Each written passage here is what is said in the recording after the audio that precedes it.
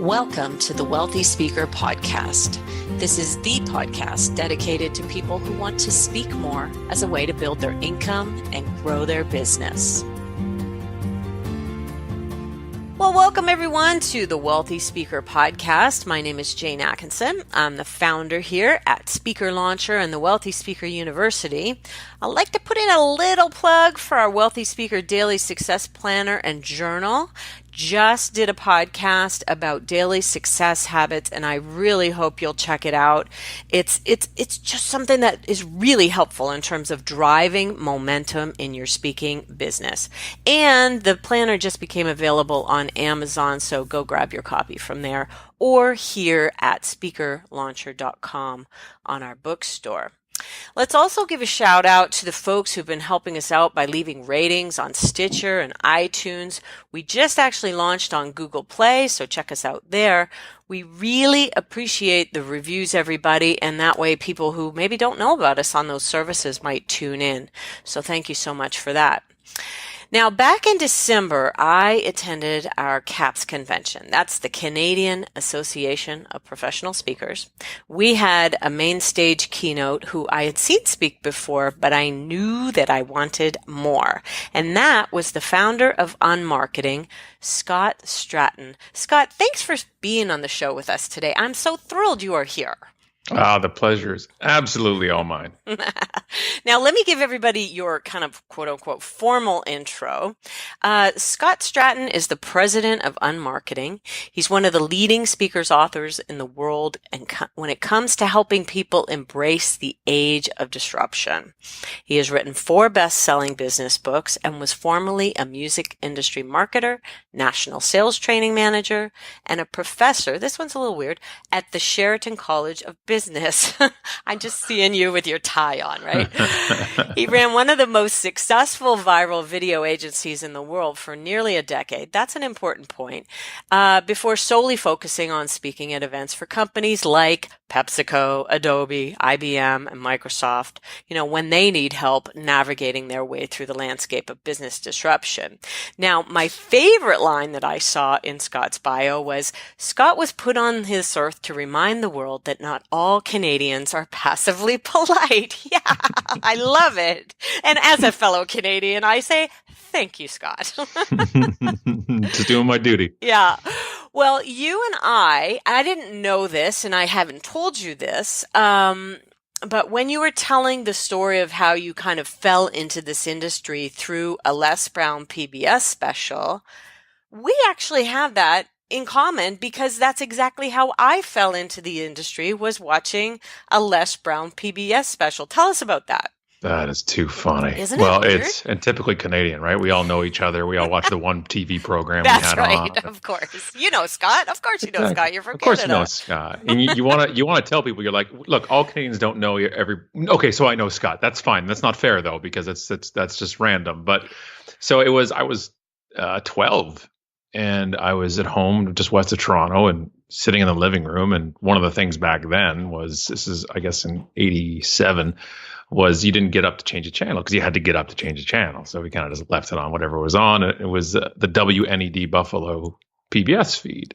And it was a pledge drive. And if you donated $37 or whatever it was per month, they would send you a copy of the Les Brown motivational talk on VHS. And then they played it on the show itself. And I was part of it, 2 things. One, I was mesmerized by him. He's, he's one of the best there's ever been on stage. And 2, I just sat there and go, wait a second, that's a thing? Like you can do that? Like you can just kind of yell at people and go home? I think I can do that. And I realized early on, I had that natural ability to speak in front of people. And I didn't get nervous, and it was just, I could just do it. And that's not a skill set.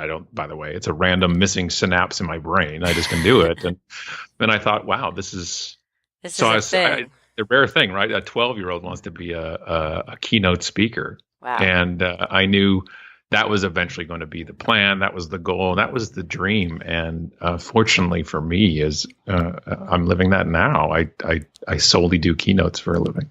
Don't you just pinch yourself sometimes and think, really? Really? Like, I get paid Yeah, this much money for a speech, for 45 minutes of my time? It's kind of insane when you think about it. Jane, I swear to you, every day. Yeah. Every day I think that. Every day I think, who are these lunatics that are paying me this, Yeah. to do this? And part of it is embarrassing. Like it's embarrassing that I'll make more. Like last week, I made more than I ever made in a year corporately. Mm. And that was 40 hours a week, not 2 hours. Yeah. Yeah. And also, and the other side of it is, I'm also an entrepreneur since I was that 12 years old, and I understand supply and demand and lack of scale, and so I also get it. And why wouldn't you charge what the market will bear and what they're willing to pay? And because there is a scarcity aspect to it, and if I book one gig somewhere, I can't speak somewhere else. So Hmm. part of it, and here's the best part for me is to realize that you're living your dream while you're living it. Yes. That is I think is also a very important thing because we're so I don't want to get too motivational on you because that's kind of anti me, but everybody is so focused on what's next, and we don't focus Yes. on now. And when it was a few years ago, sitting in Frankfurt on a patio eating schnitzel. All this is true. Sitting there with my incredible wife Allison and another keynote speaker that was at the event that we were doing. We got paid. Like that should be the end of the story. I got paid to go to Frankfurt, Hmm. and speak on the other in Germany. And he's a startup guy. He's an entrepreneur, and he we had just hit $1 million in keynote fees that year, and that's kind of one of those kind of vanity golden rungs in the industry. It For doesn't mean you're sure. better than somebody else or good or not, but it's a cool number to be at. Hmm. And he kind of goes, "What's next?" And he puts his hand up like it's an upwards trajectory. Like, where's the next step? And I just Right. took his arm and I flattened it, and I said, "I just want to stay at this. I have no urge for the next hill to climb. I want to just put it in cruise control and do this for the rest of my life." And Wow. and that takes some people aback sometimes because it's always about this constant need for more, or as we call it in business, growth. And to be honest, I don't like to do a lot of work. There's And there's a level of complexity, though. Was it you that yeah, put up a graphic that talked about, from 1 to 2, there's this level of complexity? Actually, I think it might have been somebody else. yeah, it And then was. I know what you mean, though. Yeah, once there's you a get huge. over 2, it becomes a whole different set of problems, and then up from there is a whole different set again. I fly around mostly North America, and I speak for 45 minutes to an hour, and then I go home. Why would I ever want to go to that another level? Why would I Right. want like everything else sounds like work? And Well, and Allison kind of gets cheesed at me when I tell everybody I don't work, and she's like, you work all the time. And yeah. because I'm reading and researching, I'm always in my industry and I just want nobody to know more than I can at this side of the thing. I never want to stop learning because once in my career I did, and that's a great way to stop everything. Mm. And for me, it was looking at it and saying, I just don't want anything to feel like work. I don't want to. Nothing. I don't do anything out of obligation. Well, the odd client call before a gig, sure, that's obligation, and sound checks is a whole other thing. But Right. I don't do anything out of work. And why would I ever? What are we all working towards, right? Doing what we love and then getting paid for it. I'm there, and I need to be conscious enough to say I am here, and this is awesome. I am here, and this is awesome. And one of the things that I go to Strategic Coach in Toronto, so Dan Sullivan, he talks about the definition of retirement is only doing the things that you love every day. And so, really, that's what you're doing. I've been retired for 7 years. It's a I mean, beautiful thing. 7 years of solely keynoting. I've been retired. Like I've been running my own shop here for almost 17 years, and the last 7 years of no consulting, no client work, only keynotes. Yeah. And I am retired. And so many people will probably argue with you about, oh man, you're leaving so much money on the table, blah, blah, blah. And I think that is driven by something else. And if it's what makes you happy, I am all about designing the business that's perfect for you. Yeah, And yeah. And I think one of the issues that jumps in there, I think some of it is also because I get it because I can't sell my business. I can't pass this on to our children. mhm, What happens if something happens physically to me? I can't be on stage. I'm only as good as my throat can go. mhm. So I understand all those things, but come on, we pull in $1 million a year. Like what? It's not like I'm making 23,000 a year and it's like I'm good. Like that's dangerous. Right, right. You know what I mean? Like there's we gotta step back for a second and say, look, how much is enough? Where you have that thing of that right that going from 1 to 2 to 2 to 5 to 2, it's just exponentially more. And it's the stress. Like I am so conscious of time now that we were talking before we were recording. You know, my oldest is at college near you, and we have 4 more children. Wow. And so Allison is the youngest 3 are hers, the oldest 2 are mine. And so our oldest, Aiden, has already left the house. Owen has a year and a half left in high school. I don't want to have a lot of free time at 60. You know, I want the time now. Right. I want us to be like I'm in the mode. I'm in panic time mode, which is do all the things. You know, with the kids. You know, we just got back from Atlantis and Bahamas. We're going on a Disney cruise. Last August, I took a gig in San Francisco solely so we can bring the whole family for a week to San Francisco. Nice. Like so for me, is that I want the stuff. You know, I don't want to be singing "Cats in the Cradle." Yeah. At 60, I don't want to be doing that. I want to look and say I spent the best time I could now because I have this great privilege to be able to do it. Well, we're very, very fortunate that we're in this industry, and we know that there's a lot of people out there who are just trying to make ends meet, working at a job that they don't love, maybe in the food court, which is a segue to something I want to talk to you about in your early days. Talk about when you made the decision to get into the business and then what happened. So like I said, I always knew I wanted to stand up in front of the room and speak. And I realized that was going to be in training. Like if corporately, I was going to have to be a trainer. That's where the speaking happens, is the trainer position. And I went to school for HR, if you can believe that. And No. I wanted to be in training, but one of my profs there gave me a great piece of advice, which was, you know, be a generalist first, because if you go out of college and be a trainer, the only thing you're qualified to do is training. And one of the first thing that gets cut in an economic downturn is the training budget. And so I went as an HR generalist at Goodwill Toronto, downtown Toronto. And I did some training. And then I took a job as a national sales training manager for a packaging company after that. And that's when I was doing all training. And 2 years, total of 4 years out of college, I realized I am not a good employee. Like, this is just not entrepreneur is Latin for bad employee. And I said, okay, well, here I go. I'm going to go out on my own. And I booked the local library, the room, when you can book it for $85. There was a big budget spend, but, and I brought in a professional camera crew team. Now, back then, this camera crew team, 16, 17, it wasn't 3 guys with iPhones. It was giant cameras with tape and everything else. And I wore this burnt orange shirt, the dress shirt, because I thought it was, it was different. And I didn't realize the day before they had painted the room this kind of off pink. And so the clashing of my shirt on the wall. We're going to have to put that picture on the show notes page. I will send it in the archives for me. And to the point that I couldn't use the video. That's how bad it was. Wow. And I made this thing, and I had 6 people show up. Wow. And 4 other people were there for Pilates. That was later on in the day. And so it was just and then I booked a gig. The HRDC, Human Resources Development Canada, said, hey, can you come speak at this? We're having employment week. Can you come to Mapleview Mall and speak to the public? I'm like, here I go. Here I go. You're getting to the show. Les Brown, I'm coming. And I picture Les Brown. He's got 6,000 people in the audience, and they're cheering. And I get up there, and they set up a riser in front of the food court. That's it, by the way. A riser in front of the food court. So it's like me, my mom sitting down, and somebody from New York Fries, who I think is mocking me. And then all these students that were on lunch break, because it was at lunchtime, on the balcony overlooking me, heckling me. It sounds like a nightmare.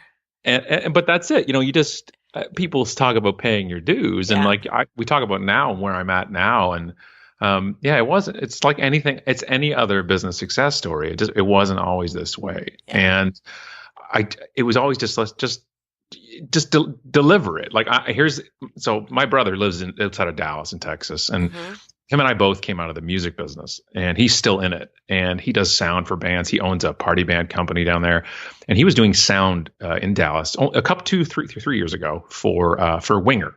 So the 80s awesome hair band Winger was there, epic. Kip Winger is the definition of 80s dude, giant hair, chest hair coming out of his shirt, and song 17 was killer. And so he comes to this, they call the Glass Cactus Club, and he plays. And Chris, my brother, says there were 12 people in the audience. Wow. And he said, and Kip rocked it like it was 12,000 people. Wow. And ever since then, the phrase in my head is "rock it like Winger." Every gig. So if you're doing a talk and half the audience leaves to go catch the flight because it's the end of a 4-day conference, or rock it like Winger. Rock it like Winger. And that's always been in my head, because it doesn't matter, because they will leave the conference, and if it is 12 people, what are those 12 going to remember? And that's the point. I don't care if you're speaking in a food court or you're speaking to, like I just spoke last week, to 1,000 people. It doesn't matter. You're there to knock it out of the park. I really like that. And it's funny that you mentioned your brother being in Dallas, because I lived 6 years in Dallas, and I feel as though I brought some of that think big attitude back with me. Don't you think that there's a really different mentality there versus here in Canada? 100%. I think the marketplace is different. I think the attitude is different. I love being Canadian. I have a Canadian flag tattooed on my tricep. I have I bleed red and white. Like this is this is our country. I'm so proud to be Canadian. But the business aspect is different. Like I'm priced out of the market in Canada pretty much now. Almost. Once you get over a certain set, and I'm at 20,000, and I'm already competing with the astronauts. I'm competing with Hadfield. I'm competing with Dragon's Den.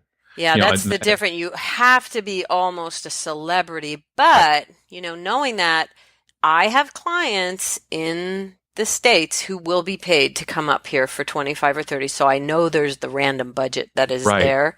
So we don't want to discourage all Canadians from trying to work here at home. But I just think, because the market, here's the thing, the market is smaller. It's a 10th of the size of the population. Yes. And I think it's a 20th the size of paying gigs as well. You can make a great career and never leave Canada. Yeah. You can. Maybe there's you just certainly do the big banks. Well, that's what I mean. You do the big They banks, have money. beer companies, and telecom, and you're good to go. Yeah. And I think there's certainly a market, and also it's fairly topic dependent too. It's which silo you fit in, and for me, when it's a sales and marketing kind of rant that I do about things, one of my friends is doing 60, 70 a year at 12.5 a pop. That's a good year. That's a great year. Yeah. And that's all Canada. So there certainly is a space for it. I'm actually being booked in Canada this year more than last year. So there's still, I still have, it was 70-30 last year, US, Canada for me. The year before was 80-20 US, but the previous 3 years before that was 50-50. Yeah. So it's like I have the ability that I'm Canadian, which gives me a good leg up in Canada, because Canadian events like having Canadian speakers. But the American audiences don't discriminate that I know of against Canadians. So. And they don't blink nearly as much at a $20K fee. Right. So I still did almost just under 20 here last year. It's still that's pretty much really full fee. Yeah. So I certainly am not saying it's a barren wasteland here, but there is a difference. Yeah. And it's just and even the marketplace, just geographically. I remember talking to, this is 23, 24 years ago, I opened up a Canadian independent music newsletter online. It was called IndieCan, and when I was in the music business, and one of the only people I ever interviewed for it was Rick Emmett, the guitarist for Triumph, and talk about Canadian. And I said, what's the difference between the Canadian market and the U.S.? And he's like, the Canadian market, he has 4 or 5 cities across the entire width of the continent. Yeah. Right? And in the States, I can go to one metro center and within 100 miles have 5 more metropolitans I can go to. Yeah. And so it's like for me in Canada, I'm speaking in, Banff and Whistler. Yeah. And I got 2 gigs north of Montreal now this year, and I rarely speak in Toronto. And so it's certainly, I would speak in Canada the whole year. If the market was that, my goal is 60 gigs a year, 60 keynotes a year. And that's my goal. It's my comfort zone. And if I got 60 in Canada, I'd be more than happy to do that. Great. Well, in February, it is nice to get that Florida engagement. That's why I just came back from there. Yeah. I just booked an event for myself, and I thought, well, if nobody shows up for the event, it'll just be a really expensive vacation. Okay. That's why Florida, like Orlando, Phoenix, Vegas are my 3 top cities I speak in It's because perfect. yeah. Yeah. And I just got invited to Vegas too. And I'm thinking, yes. And hubby will come along to that one gladly because we want to spend some time there. So let's talk about the first flashpoint. You have your food court. You've paid your dues. You've spoken in the food court and in the library. Talk about when you kind of first started to really see traction. Well, this is it takes it with some context because this iteration of me speaking the unmarketing brand, unbranding, all those things in the past, the past 370 keynotes I've done in 7 years. This is like my second life as a speaker because I was originally a speaker in the HR world, in the work-life balance side of things. My site back then, the train wreck library talk in the food court was under the banner of Work Your Life. Oh. It's all about enjoying your work as well as your outside life. And so that was 17 years ago. And so I got up pretty good. I had a video go viral and this flash slideshow. And it turned out that the video did so well, other speakers wanted it. So anything you saw back in the day online it was like cheesy text and cheesy music with photos that animated in the background, all flash based. The Time movie and the Dash movie and what you did between the year you're born, the year you died, like all those movies you saw online, that most of those were ours. Like we made those for people, for speakers mostly. So that became very profitable and I didn't have to do anything. And there were some family health issues at the time. So for me, traveling wasn't really in the cards at the time. So we made 60 of those over 7 years. They were high margin, low work things. And that's when I got lazy and I stopped marketing. I stopped speaking. So the world now that I'm known in was 2009, 2010. I just got known really well on Twitter because the recession hit and nobody was in the market for overpriced slideshows for motivational purposes anymore. And so I had zero revenue.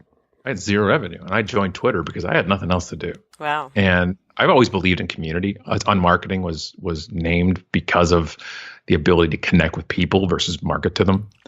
And so I created a lot of noise online. And so the publisher came to me, Wiley, and said, why haven't Shannon, who's still our editor to this day, Shannon called and said, why haven't you written a book yet? And I said, well, why haven't you offered me a book yet? And she said, touche. And I got the book deal for Unmarketing. And it was going to come out in September 2010. And 2 things happened that made my life change. One was I met a woman on Twitter named Allison, who is now Unallison on Twitter. And also, lucky for me, my wife and my business partner and the co-author of all the books. And the other thing that happened was in June. So the book was coming out in September 2010. And in the June, I sent out a tweet and said, who wants me to come to their city on the Unbook tour? Right. I called it an Unbook tour because I didn't want to do a book tour. Mm-hmm. I didn't want to sit at a Chapters or a Barnes and Noble and just look at people walking by and have people ask me where the bathroom is. I don't blame you. Yeah, and it's just a waste for everybody. That's why publishers won't even fund them for the most part. So I said, okay, you have to pre-order 100 books. You have to fly me there and you have to put me up. Now, one of the secrets here is the reason they had to fly me there and put me up themselves is because I had no money. Wow. I was broke. And but I believed in what I was doing, what I was saying. And so I put the tweet out there. And this is back in the day before celebrities were on Twitter. Right. I was bigger than Bieber. Like I was you were Twitter before. You were building community long before building community was cool. Correct. Yes, before the term social media even existed at the time. So I put it out there, and 30 cities signed up. Wow! And I did a 30 city speaking tour. So all the gigs were talks that just happened to have the books there as well. Mm-hmm. And so I picked 100 books because I knew that was the kind of the point where local associations were comfortable with. Mm-hmm. They could get 100 members come to their monthly meeting. I did a lot of American Marketing Association chapters, social media club chapters, which were big at the time. But half of those gigs, here's the best part, half of those gigs were run by people who had never run an event in their lives. They just wanted to say, how do we support you? I sent 25,000 tweets before I ever sent that tweet. Wow. So I built, people are like, well, you sent a tweet and you did a book tour. I'm like, yeah, maybe. Or I busted my ass and built a community, and community wants to support each other. And so I put it out there. I did a car dealership was a venue in Edmonton. I was at somebody's house in Nashville. Wow. I was on Chuck Berry's stage in the Duck Room in St. Louis. And honestly, it was 30 cities over 10 weeks. It nearly killed me. It was just nuts. And no word of a lie, I haven't stopped speaking since that. That Because was that was a big, big flashpoint. that created the momentum, that created the buzz. To get talks, you need to talk, right? Gigs get gigs, Mm-hmm. friends get friends gigs. That to me is the number one thing over everything else. Is that the number one reason people hire speakers is because they saw them speak, and they want to take the feeling they felt and transfer that to their event, their company, their association. And I used to book speakers 20 years ago when I was in college for the HRPAO, the biggest HR association in the country. Yeah. 4,000 people in attendance. I was on a committee with VPs and me from college. And I got to see behind the curtain of why people pick speakers. And it was the number one is I saw them speak. Number two was somebody I trust saw them speak. Number three was we have a video. And number 5, 6, or 7 was like they pitched us. So I knew the leverage point was, getting near the top of that, so that you couldn't help but create a buzz. And it was just, but it's also like anything else in business. There's luck, timing, and skill, right? I was right at the point where everybody wanted somebody to speak about social media. Right. I had the ability to speak because before then I had spoken a bunch in my job, in school, for the work your life stuff. So I was ready as well. I had my craft down, but I also had a point that nobody could beat me in their thirst for this industry and the knowledge to transfer that skill set to the audience. And that's what I had.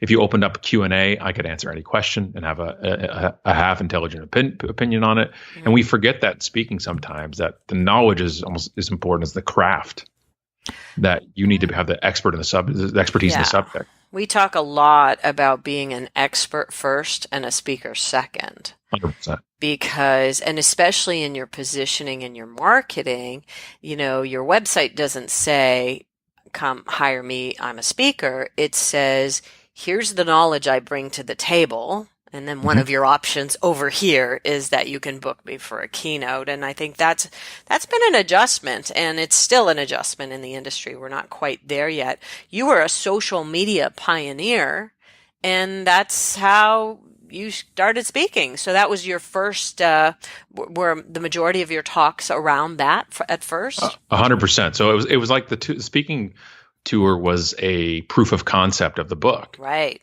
Like the whole, like it would, I was talking to a friend of mine before I did it. And he's like, well, it's going to show if it works or not, because my whole book was about community, and the community then supported it, and that's where you realize, like, I just saw some pictures in my time hop yesterday of the tour. You're just like, oh, I was such a baby, I didn't know what was coming. But it was true. And people, you show up at these events and people walk up like they know you, because they do virtually. Yes. And that was the point, I knew that speaking is all I wanted to do, but I couldn't come in and saying we're hiring a speaker. These people bring in experts, but you also have to keep your pulse of the industry too, because if you look at my talks now, nothing mentions social media. Right. Because that's no longer the keynote topic people are going after. And that's no longer my passion. My passion is disruption. Exactly. Disruption, consumers. And I've always been a consumer advocate. I just focus on sometimes the channels they go through. Right. But most people aren't hiring the Twitter keynote now, which also brings it to be careful of picking your topic, especially if you're trying to do keynotes. Picking your topic based on a platform is dangerous. Right. I don't, just ask anybody who was a Google Plus keynote. Right. Like, it's not going as well as it could. But if your keynote is about communicating well, leading through the digital world or whatever that is, then you can adapt it to whatever the latest hottest thing is. Plug it in. I was getting in very, very dangerous waters where I was the Twitter guy, and I had to shift that. Yeah, that I could see. Remove it from it, and that was important. So you've really gone down the road of this unmarketing. Let's put in a plug for the book here for a second. Tell us, you've written 4 books, but 5 books. Sorry. What's your latest book called? Unbranding, 100 Branding Lessons in the Age of Disruption. Oh, love that. And if we're talking about for speakers, what book do you think might be the most helpful for speakers listening today? I'd say the newest version of Unmarketing, which would be, we changed the subtitle. Speaking of changing and shifting with the marketplace, yes. It used to be called Unmarketing, Stop Marketing, Start Engaging. And then, you'll see it. There's actually a pen mark across that subtitle, and now it's handwritten in. It says everything has changed and nothing is different. Oh, I like it.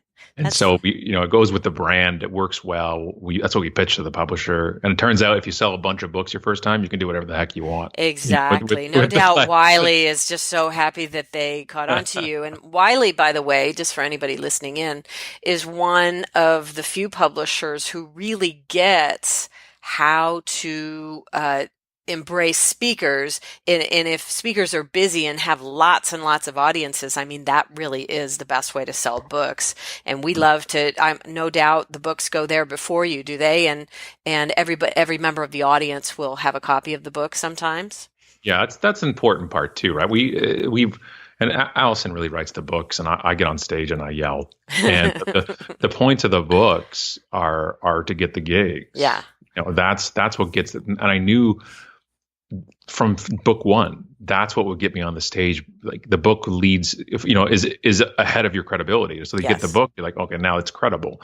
I'm still the same idiot I was in 2009. We just have 5 books under our belts now. So it gives me that. If you're not known, if you're not a celebrity on whatever level that is, then they lend credibility, and that helps. And when you have 5. Yeah. And the majority of people who publish with a traditional publisher publish 1. And to be able to have 5 of them, it certainly lends us a great clout. Definitely, definitely. And I do know that Wiley is great in terms of understanding the speaking world and what a platform that gives to sell books. There's no easier way than to put one book in the hand of all 1,000 people who are in your audience. That's how we sell tons and tons and tons of books rather than one at a time or doing early morning radio shows, wouldn't you say? Oh, 100%. I think it's so much more that these gigs will just exponentially do more by just putting it out there, then doing the radio shows in the first thing in the morning. And, that doesn't move books like people think. I remember the Chicken Soup guys saying, what they did to get the first one off the ground. And they basically did anything that it took, including getting up at 4:00 in the morning to be on a radio show. And I just think that, it's really hard to move books that way. Really, I think hard. it is. I think it's so hard because it's like if I'm listening to the radio in my car, how am I going to order the book? Like it's just you're what you're doing is jumping mediums. I got to go from the radio to my phone to order it if I'm not driving. Right. I just think that when you're on stage, it gives so much more power to your book, and then the reverse, the book gives so much more power when you're on stage. And I just think it's actually it actually upsets me every gig I do that doesn't have books. They don't that they don't buy them up front for the whole audience. Yeah. Nice. And most of the time they don't now because they pay the keynote fee. And some speakers throw in books with it. And I think if you're self-published, that's much more viable thought. Right. Because you get for much. You're making $1 a book, right? So there's not a lot of incentive there. On a good day, I'm making $1 a book. Yeah. And so for me, our revenue is keynotes, and we're debating it now. One of the things I'm thinking about now is this next year is upping the fee a bit, and then with that include some books, 100 copies, and if they want to order more, they can order more. Yeah, it just makes everything makes it just so much more valuable for the audience. They love it. They love having a book in their hand. They love getting autographs. Right. So that's a good way to value add, and it'll cost about $2,000 a gig. A great question for people to ask their clients are, well, okay, so you want this message. How long do you want the message to last? Okay, you want it to last a long time. Why don't we include a book for everyone so that we can continue the learning? And, some people have some value add things too that they can add to the mix, videos and things like that. Right. How do you add them even more value? Yeah. So let's talk about your idea around picking a lane in terms of social media and the power that's had for you. I think one of the problems is there's too much choice. That there's so many platforms, so many places you could be, and the problem you think the more the better. And so we've always used the strategy of platforming. We pick a platform, we focus on it, and I don't mean a week. I mean 6 months to a year.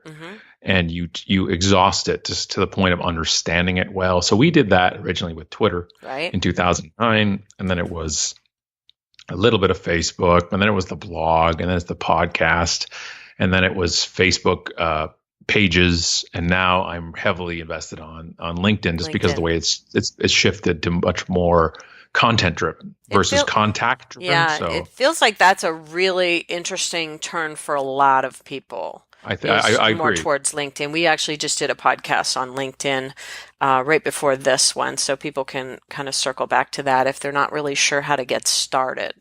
I think because then it allows us to give us focus. And it doesn't mean then you ignore what you already are on, Hmm. but it allows you to understand it well too. And the problem is people like, well, let's just, automate it. Let's just sync and cross post and make sure our content goes to all platforms and try to have presence without being present. And Right. I've said since 2008, like I'm getting, part of me is getting tired of saying it. And part of me is like, well, that's why I'm still in business, Right. because people haven't learned it. But it's like sending a mannequin to a networking event. You're there, but you're not there. Right. Your brand. And I think the whole value of social media, the whole thing is the person to person To be connections. present. Yeah, that's a Right. really good point. And I think for those of us who are lazy, and that's really what it comes down Yeah, to, for sure. laziness, if we chose a platform and really decided to go all in on that platform, then I think it would allow us a little bit more freedom and then we can be more present. I think so, and I think you part of it wants to be pick is where's your audience, and Hmm. because if you just go all in right now on MySpace, it's not going to work as well as you hope. So you got to have a little research on where you want to go. But I Right. just find that and people are freaking out right now. They're like, Facebook is changing it so brands don't go on the news feed anymore. And I'm like, I've Right. been saying it for 7 years with them, Get ready right? for it, When right? you build your house on rented land, you got to pay the landlord. Hmm. And but the problem is all these social media consultants all pushed it, and one of their big selling points was it's free. And I'm like, now you've just screwed yourself. Right, right. It's the entire point of social media from the dawn of time has not been it's free. That is not the incentive. The whole point was connection. And I was one of the big users on one of the first business social media sites ever, which was called Rise.com, RYZE.com. Hmm. And the nice thing about that was they had local hubs. So Rise was online and you had profiles and you had groups, but we had Rise Toronto. And I was on the committee there, and every month it was like having a local LinkedIn group, Right. except one of the points of LinkedIn was that. So Rise is one of the biggest drivers was local chapters, Hmm. and that really drove connection way back then. And that's where I saw the power of it. And that's to me was the point. It's always individual connections to me about social media. It's never about brand connections on social media. That is a customer service attribute for brands, not a promotional engagement marketing tactic. I think there are definitely different tactics when it comes to it, and knowing which one you're doing when you're doing it. Are you really trying to engage people? Okay, how are you doing that? And I'd like to talk to you about maybe one or two ideas that people Yeah. can do. But there's also kind of like a brand positioning, here are some things we're putting out. And when people see your stuff on a regular basis, we don't do a superb job at social media, but I think people are looking on and going, wow, they're doing some interesting things over there. That's my goal is to kind of intrigue them. And then we'll do that personal thing. I would like to drill down on maybe just one platform. What's kind of one thing you can do to engage? Well, I I see a lot of these questions that are completely unrelated to anything, I think. So tell me about that. I despise it. I despise because one of the it's a tactic, and it's a tactic that they say, look, it kicks in the EdgeRank algorithm on Facebook or the LinkedIn algorithm where you ask an open-ended question. And I swear, people do it. They're like, well, what is better, chocolate or vanilla? And just like, and then I get all these comments, and they're like, hey, it works. I'm like, no, you're killing kittens here. Like it's just it's so dishonest. It's so to me unethical that you're just asking for questions for the sake of using them for an algorithm. It hurts my soul. I would suspect, just in all, I'll have to defend but some people who might be listening in, is that they don't really realize why they're doing it. They're doing it because somebody else said you should do it. I have no see. And here's the thing: I have said since book one, since tweet one, since talk one, is my beef is with the professionals, the Yeah. ones that teach this stuff to others. So the Okay. people who have done it, the people who hashtag spam something, the people who Yeah. cross post all these things, My job is because that's what they've been told. Hmm. And people for years, they've said, why do you focus on the negative? Why do you focus on the negative? This is because if I don't point out the bad, people will think it's good. Okay, And so just that's my, so everybody knows, we're not trying to smack anybody's hand here, or and kittens really won't die, Scott. but if you, I know you like to say that, but but if you ask a question yeah, with no want or care of the answer, yeah. what other way can I describe it? Yeah, What I agree with you on that. I really look at those questions and I think, okay, who's engaging with you? Is it actually your client or is it a bunch of other speakers? Or I just don't even get the point at And all. if you ask a question and you read the answers and want them, Hmm. then ask a question every day. It's A about the good question. authenticity of stuff. Ask a good question every day. Right. Ask something that's Something that's relatable to your world. If you right.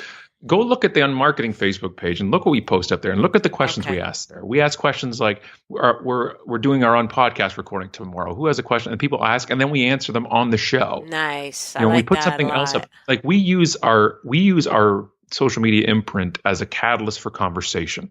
I like That's that. what makes it work for us. That's why we have a 70% reach on almost every single post we put out there on Facebook, because we put out stuff with a purpose, not because it works or it's recycled or it went viral. And there's tweaks you can do. If you do a video clip, and us being, speakers listening right now, Right. one of the most powerful Videos. things is a video of you talking, Hmm. obviously, then you can use tactics. Maybe it's going to be the letterboxing of a video with a compelling headline. Great. Just make sure the headline matches the content. I have no problem with best practices. Our lives, part of best practices is what Alice and I say about stuff. People base their marketing on what we say to them. So we make a living off best practices. Yeah. The problem is the authenticity of stuff. And I want you to ask as many questions as you want if you want the answer. I want you to post as many dank memes as you want to on your site Hmm. because you think they're hilarious. But the day we do them to not connect with those we're connected with, then I start questioning the point. And now look at Twitter. Look at the lack of engagement on the platform as an entirety nowadays, Mm. where if you go, I log in, I see just a whole bunch of It feels automated tweets. noise, noise, It's noise, all noise, noise, noise. And noise. and and we and we made the noise. We all made the noise. Yeah. And this has been the problem. And I don't want that to happen. That's why I culled my Facebook friend list from 4,000 down to 1,400 individually, one at a time. Maybe Because that's the ticket because I can't figure out how to get through the noise yeah. anymore. And I think that you got to pick the place. So Twitter, I've given up taking the Hmm. noise away. I Okay. made I talk about it in marketing where I made the huge mistake when I initially went on there and went gangbusters was I automatically followed everybody back. Right. It was a courtesy. I thought it was a kindness. The Hmm. Canadian was coming out in me, and Whoops. and all it did was it created noise. And all social media, well, no, really, all business runs off of relevancy. If I don't know why I'm going somewhere, I stop going. If I log into Facebook and see nothing that's relevant to me, Right. nothing that's You will interesting, not come back. I come back. Yeah. And we're getting there. Let me ask you this, photos and videos. Instagram, Facebook Live. To me, it seems as though those are good places for speakers to live. What are your thoughts on that? 100%. I think if our skill set is there, then we should be there. Just the fact that only understand though that they're just tools, they're just platforms, and the content has to be compelling. That Hmm. a video is just a video. It doesn't mean it's going to work. Okay. And I've seen a lot of video is hard to do. We have an advantage as speakers that we already like to speak, and Hmm. that puts us above skill set wise than most of the world. Most people don't want to be on camera. Most people don't want to be on stage. It's one of the Right. reasons why I can do this for a living. So understanding that just because it's done on your phone doesn't mean it's amateur. Everything you put out there is your brand. So if your phone is at a bad angle with bad lighting and sound isn't Hmm. working well, that's you. That's your brand. It's not a polished sizzle reel. It's you doing a Facebook Live. Have a purpose to it. Why Yeah. are you doing? Why do you want to do it? And it's hard. The live videos are hard to do. You're going to read the comments and the hearts flying across the screen. It's an ADD nightmare. It's I not feel. good for someone who has a hard time holding a thought at age 53 years old. Exactly. That's really difficult. So I've resisted anything that has too much interaction like that, just because I'm really, I have, it's all I can do just to remember at the end of the sentence what I started out wanting to say. Okay, that's good. I feel as though, what do you think is the next big thing? I'm going to give the answer I've been given for 6 years now. That I'll give you some thoughts on it, but I just think that we need to be better at now. Okay. We need to be better at 2007. We've had these tools. We need to get better at blogging. It's just so because we're so jumping to the next, to the next, to the next. Right. That we forget the majority of meeting planners, the majority of executives who would hire speakers are still trying to figure out book face. They're still trying to figure out chap snap. Neither things exist. They're not necessarily doing these things. I don't want to figure out how to be an augmented reality Tupac at a conference and keynote from my living room. That's not my thing. That's not to me. Augmented reality is so far off being anything on a consumer level that I wouldn't even have a second thought. And this is my world, by the way. Yeah. I am digital tech, that type of stuff. I have used it all. I go to CES. I talk about these things on stage, and I'm just like, let it go. That's not what we need to be focusing on right now. I think podcasts are on a great uptick. You think they'll still keep growing and growing? There's lots of room, don't you think? Huge amount of room. Yeah. I think there's a huge amount of room for them. I think the term podcasting might be prohibitive to some part of the audience because the audience who we want to get to eventually is the one who understands TV shows, and radio. And sometimes the term podcast is so foreign to people. They're like, I don't do that. Like it's some kind of verb. Like it's just like I don't do podcast, and that's actually one of the troubles we have with our show because it's called the Unpodcast. It's a business show for the fed up. We film it and we have it audio.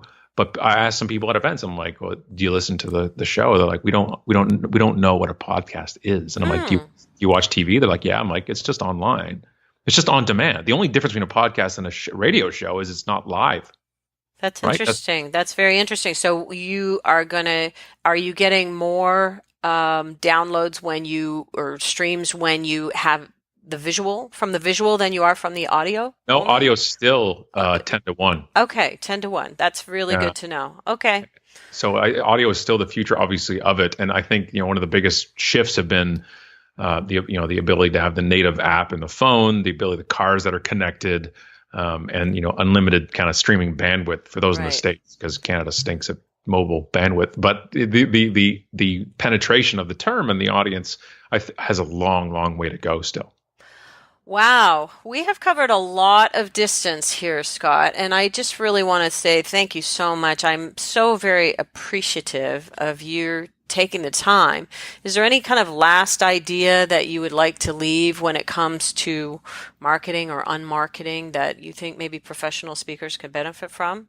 I do. I have really one thought for speakers. And I know we've talked about numbers on the show, and I know we talked about hitting 1 million and all that stuff. I don't want people to think that's the rung. Like that is where you're supposed to be until you're not successful till you get to that. Right. If you are a speaker and you make $250 for lunch and learn for an hour of your time, that is more than the most of the free world makes in an hour ever in their lifetime. And that should be celebrated. That I just think that sometimes we create these false points of success. And I don't think I know there's people listening right now who are making, I said 20K for a keynote and somebody who's at 2K and they're like, oh, I'm not successful as I thought I was. You are. And I think that's you. Once you get paid to do that, you were chosen above everybody else. And I just don't. Our industry has a habit of doing that and kind of pushing these people to the top of the mountain. When some people took an elevator, some people jumped out of a plane, and some people aren't even up there. It's just a silhouette. So I just want people to know that you are doing something that most people can't do, and I would focus on that versus seeing somebody else because you don't see what went behind the scenes. People don't see my food court talk. We're going to post a picture of the library just so that people can really know. And I just thank you so much for that beautiful sentiment for people who are on their way to wherever it is that they deem to be what the term wealthy looks like in their own mind. And that is that beautiful, kind, sweet little Canadiana that we will leave you with, everybody. Okay. Thank you, Scott, for being here. And with that, we will say, see you soon, wealthy speakers. Bye for now, everyone. Thanks for listening to the Wealthy Speaker Show. Please visit speakerlauncher.com for your free Wealthy Speaker audit and visit speakerlauncher.com/podcast for show notes and many more resources to help you catapult your speaking business. See you soon, Wealthy Speakers.